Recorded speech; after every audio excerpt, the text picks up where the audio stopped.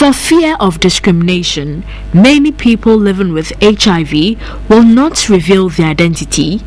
This includes Ruth, a 12-year-old student living with HIV. Infected at birth, she's now an adolescent, and in addition to the many changes associated with adolescence, she must also face the challenge of living with a chronic infection and disclosing the news of her status to friends and family. 12 years old and you have HIV, you've been living with HIV. Tell me, what went through your mind when your mother broke the news to you?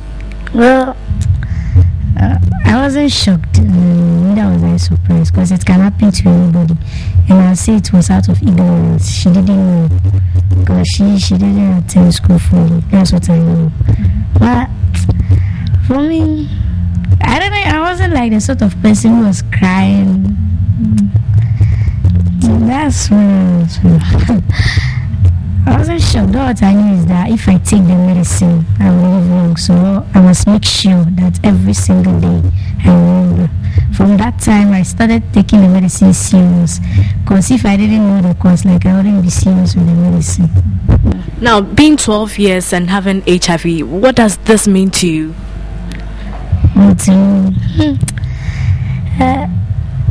Okay, I'll say I'm too young, to get this, but it doesn't mean okay. It doesn't mean it's not like a big deal to me. Yes. Now, how do people treat your mother, and how does it make you feel? Well, I don't know if she has told people that much, but I'm worried about her because she's the one. She's also having asthma along with it. So it's very hard for her.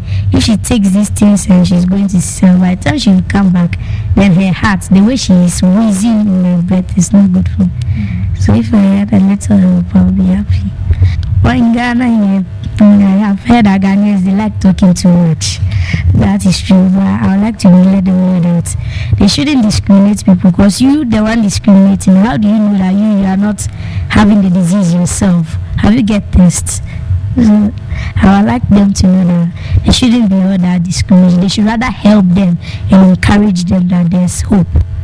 According to the head of the United Nations Joint Programme on HIV and AIDS, the battle against AIDS is being won with deaths down, record numbers of people being treated, and new cases among children down by more than half. But ongoing discrimination against sufferers is the biggest obstacle to winning the war. Ruth's mother shares her experience. They didn't tell me anything that I have the virus. Like, I only give her breast milk. Every time you will be sick, buy medicine. I sell all my things. The time I was looking for a place, I didn't get a place. I don't have money. I've spent all my money on this medicine before, on this sickness before I got to know that this is my problem, and I don't have anything else again. So I decided to kill myself and kill my child alone, because I don't live here to suffer. So that's why my auntie told me that it's not a big deal. So I should continue to take the medicine. Some people who live with it like 20 years will console me. Ruth's message to all Ghanaians says that HIV is not a death sentence. Do you think we'll get to a day where people living with HIV can boldly come out and tell the world, yes, I have it, but yes, I can live normally like any other person? Yes. If I had the chance, I would have shown my face, but the world is still under, education of it. So, Portia Gabo, TV3.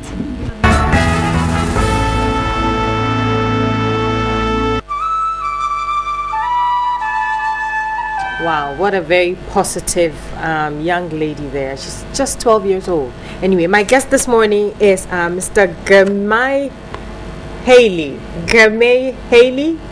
Haley? Like Haley. Germay Haley. Like Haile Selassie, I'm being told. Germay Haley, he's the country director of the UNAIDS. I'm sorry, forgive me. Your name is quite a mouthful. Germay. Yes. It's good to have you here this morning. Thank you very much. He's the country director of UNAIDS. Now, what did you think about the young lady that we just saw? Well, this is really, first of all, I really have to congratulate the reporter. This is a very, very good topic, and a topic that has not really been touched on so far. And the reaction of the young girl is usually the reaction of most other young children who are born with HIV, who somehow get to know at an early stage. Hers may be 12, maybe a little late, but at least I think the mother, because she had suffered from a lot of stigma, made sure that her daughter understood, was aware of this. But do you think she understands exactly what's happening with her? Does she understand the magnitude of what she's living with, what she's dealing with? What she understands is what she has been informed of, and the young girl has a lot more information to take. But what is very important is how bravely she begins to understand everything, and then she can manage herself better. By the way, that is the sector of people living with HIV that we have not yet really addressed adequately. The young children. The young children who are born with HIV, and the fact that they have been HIV positive since childhood, and some of them now, if we go by the age of the disease, we could have children up to 26, 27, even 30 years old by now. In other countries, the number of such children is so big that the national responses on HIV have picked up on this group. So you see them well organized. They have their music band, they have their own reporters, they have their own lawyers, they have their own, whatever. And their awareness level is quite high. And it's very important to make sure that people are aware from early on about what they're going through or what they're expected to go through. Do you think she has such a positive outlook on life because she's so young? And do you think that this positivity will change as she grows older and begins to learn more about the disease and have to deal with the stigmatization and everything that comes with living with HIV/AIDS in this modern world? That's always the case with almost everything else in life. When you're much younger, you had take everything and then as you grow, the level of societal pressure on you and influence also increases. So therefore, there are different stages that you go through. So she will go through this. She will go through that phase. Yes. Kamei, do you think we have dealt well enough with stigmatization? Oh no.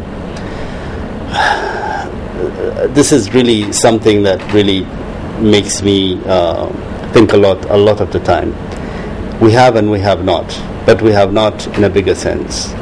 We have not because we have not really achieved a point where the mother, for instance, in that clip you just showed, by now should have already adjusted, had found some group, and had been a bit more comfortable with her status, but she's still not.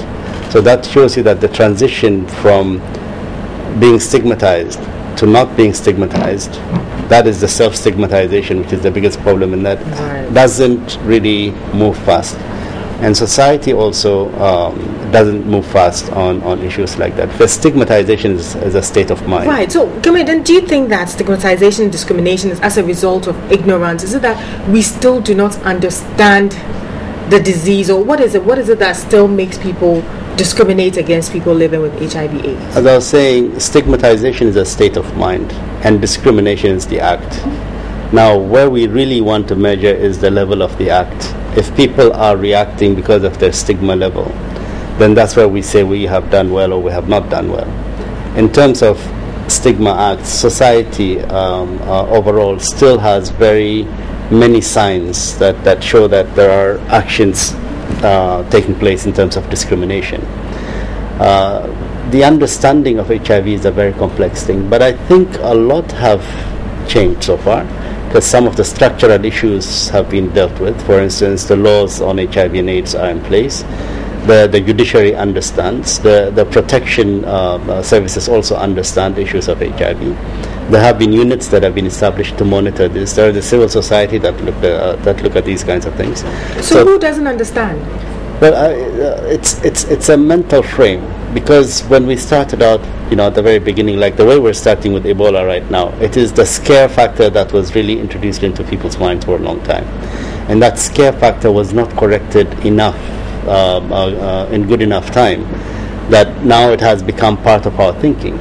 Now thinking is what needs to change, and even though I see that a lot of thinking has changed or is changing in many areas, fundamentally it's still a long road. Do you also think that maybe it's as a result of how deadly the disease is? Maybe people are not seeing a lot of survivors. We're still seeing it as this, just like you associated it with Ebola. You hear Ebola and all you think about is death. Do you think that maybe there are not enough positive stories to tell with regards to HIV/AIDS? That's why people are still having that kind of mentality. You see, even what you just asked, deadly, lots of people die. These are the things that keep people scared of this thing. When they get scared, they also don't want to know about it, and not wanting to know now definitely leads you into the heart of so discrimination. It's the ignorance. It's the ignorance. It's the approach. It's the way it's communicated. Yes, HIV is a very serious virus. It works silently, it works over time, but it does damage. Science and technology has reached a point where we understand the virus, we know its behavior, we know how it moves, we know its character, so therefore we have come up with medical technology that will address this, both in terms of what is made available, but also in terms of the treatment being made available altogether. With that, now we are saying that it's no more a killer disease. What kills in HIV is stigma. Self-stigma, that's the biggest problem. And then societal stigma is the second biggest problem. This is what kills in HIV, not the virus. Right. Now, Gamay, it's been over 30 years since the discovery of HIV/AIDS. What is the state of the disease now? The state of the disease overall, globally speaking, is at a stage where we feel that we have reached a peak. And from here, an intensive work in which now it's a big discussion point at the General Assembly, the UN General Assembly going on as we speak now in New York. And there is a major side event being co-hosted by the President of Ghana and the President of Switzerland, where they're going to talk about the future of AIDS in terms of ending AIDS by 2030. So now the biggest input into that is believed to be putting 90% of all those HIV positive people on treatment by 2020. Are we closer to getting a cure? A cure? Well, we think we're very close to getting a cure, but still that is subject to all kinds of clinical investigations which have yet not produced the actual cure. But what we have now is the best cure to HIV is prevention. And that's why we also have our Protect the Goal campaign. Now, let me just cut you off a little bit here. You're talking about putting people in treatment. What kind of treatment were you talking about? Yeah, we are talking about HIV treatment. This is a treatment that puts that gets people to reduce their viral load and also boost their immunity so as to fight the virus from within the body. And we are saying that when a person is put on treatment and is adhering properly to the treatment, then the viral load reduces so much that that person does not infect anymore over time. So this is what we want to achieve, and this is how we think we can stop the epidemic.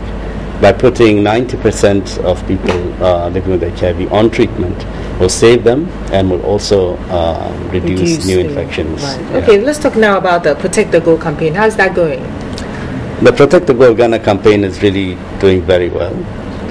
What we did, as you saw, was we literally shifted the whole campaign ownership from us to the people, and the people have really rallied around this campaign. And in this campaign, we had also targeted the professional, middle income, and urban community very much, because that's where we still see the epidemic lingering on. And this has also received a very good support from quite a number of people. So much so that now we are even lending our support to other countries to invigorate their HIV prevention campaigns. For example, last month we sent a Samoan captain of the Black Stars to Malawi to reinvigorate the Malawi campaign on prevention. As a result, we think that 80% of the Malawi population was reached by that campaign, and quite a big number of people, going into millions in terms of number. This week on a testing campaign, and many people are being tested. And to make sure that that fire that Asamajan initiated continues, we have sent our Goodwill Ambassador for Ghana Protect the Gold campaign. This is the saxophonist Steve Betty, and right now he's in Malawi, going from health point to another to invigorate the testing. What about the message behind the campaign? Do you think it's being driven home? Yes. I remember it's abstain.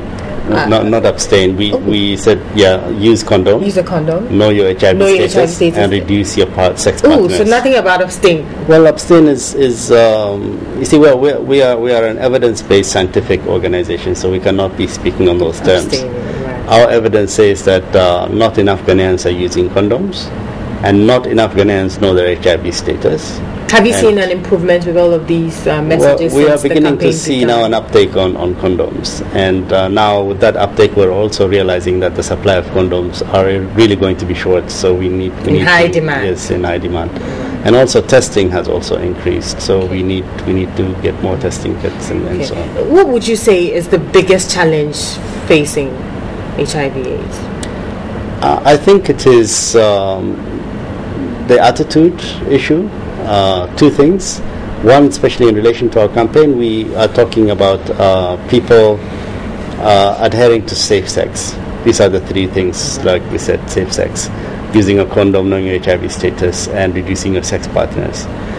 This is very important. We need that. And the second biggest thing, and which is going to be there for a longer time, is the stigma issue. Right. And the stigma must be addressed. People have to realize, even though you cannot say you have to reduce stigma, because that's an attitude, at least you say don't discriminate, reduce discrimination, and make sure that people living with HIV, especially like this young girl, a group that we have not yet fully addressed yet, really need a space in society. Okay, finally, before we go, are we winning the battle? In Ghana, we have shown very, very strong indications that we're winning the battle. And in Ghana, we also have the possibility of achieving 90% people who are HIV positive to be on treatment by 2020. And definitely in Ghana, we are really headed in the right direction in reducing newborn infections. So less and less of this young girls type of children coming. Okay, that's all the time we have, Gamay, unfortunately. But thank you so much for making the time to come and speak with us.